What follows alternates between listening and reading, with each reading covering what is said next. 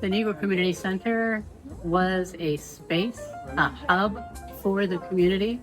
It is really embedded in our memories about how it was there to help the children, help the families, to bring a sense of identity and community activity and activism. And it was, I would believe, a center, one of the first centers of Black community education. And so in that regard, it's very similar to what the Afro Musée is trying to achieve today.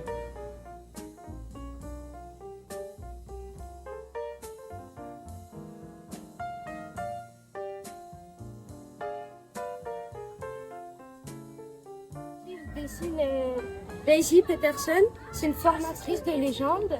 C'est elle qui a appris le piano à Olivier Jones et aussi Oscar Peterson. Et justement ici, je vais écrire l'hymne à la liberté dont il fait la musique.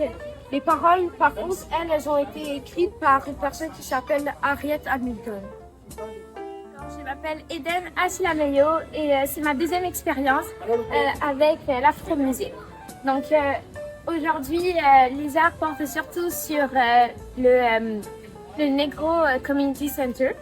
Donc c'est ce qu'on peut voir derrière la personne que je représente, c'est-à-dire Viola Desmond, la première femme noire à être sur un billet de dollar canadien, sur celui de 10 $ précisément. Et c'est elle qui m'inspire également pour faire mon art d'aujourd'hui. Dans le fond, l'inspiration pour le Negro Community Center, moi, c'est un baobab, c'est le centre. Dans le fond, le baobab, c'est un arbre qui est originaire d'Afrique, mais il y a des rumeurs qui disent que les esprits transportent ça vers les Antilles également. Fait que je voulais un arbre pour présenter les deux, pour ensuite l'illustrer comme le Community Negro Center.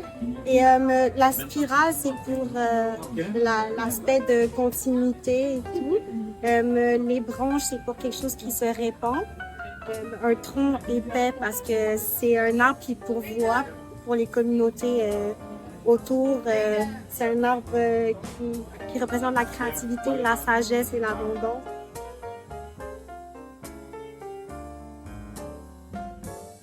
Bonjour, ça va bien?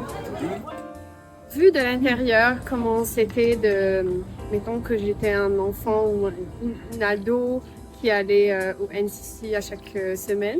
Donc un peu comme les sentiments vécus, les expériences rencontrées à travers la musique, mais aussi juste à travers comme l'ancrage, tu sais, comme un lieu d'ancrage pour les personnes afro-descendantes là-bas. Donc voilà, c'était un peu ça mon inspiration.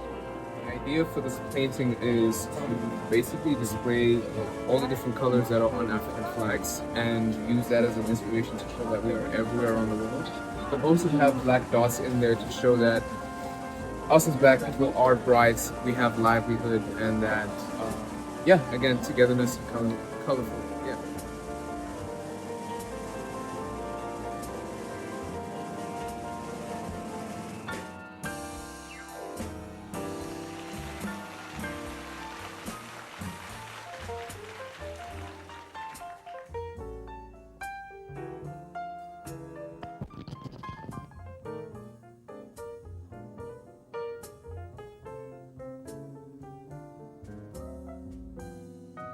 L'inspiration pour l'œuvre aujourd'hui, c'est j'inspire beaucoup de l'art africain, des masques afro, de différentes régions de l'Afrique, je fais comme un mélange de tout. Je parle beaucoup de fusain, de black pingouin, fusain, beaucoup de textures. À la présentation de la personne reçue, Mme William. C'est ça, donc elle nous a parlé de la place des femmes dans la mise sur pied du Negro Community Center. Alors, cette femme va s'appeler la pionnière. Alors voilà, c'est une femme qui prend sa place dans la société, c'est une femme qui amène des changements.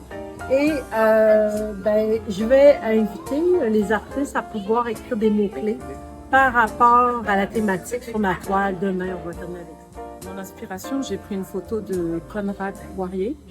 je m'en suis inspirée et quand j'ai pensé à l'institution, je me suis dit, je vais m'inspirer de sa photo et je vais la réinterpréter. Et je veux rendre aussi hommage aux 12 enfants disparus pendant la tragédie de 1954. Et je vais essayer d'intégrer ça dans la photographie en la réinterprétant. Voilà. Je suis contente d'être au live painting. C'est la première fois que j'en fais un. Et j'aime bien l'exercice, j'aime le monde que je rencontre. Je suis contente d'être là.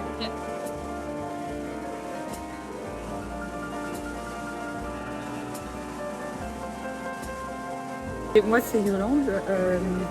Dans le thème de la NCC, j'ai choisi de représenter les femmes qui ont porté le mouvement.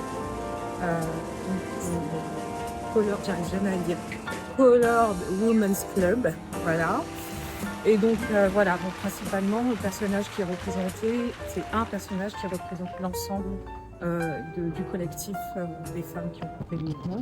Et j'ai choisi de faire du collage derrière pour représenter un petit peu aussi tous les autres personnages et les activités qui ont été mis en place par le mouvement. Ah, donc on voit le Negro Community Exactement. Center en haut, je vois.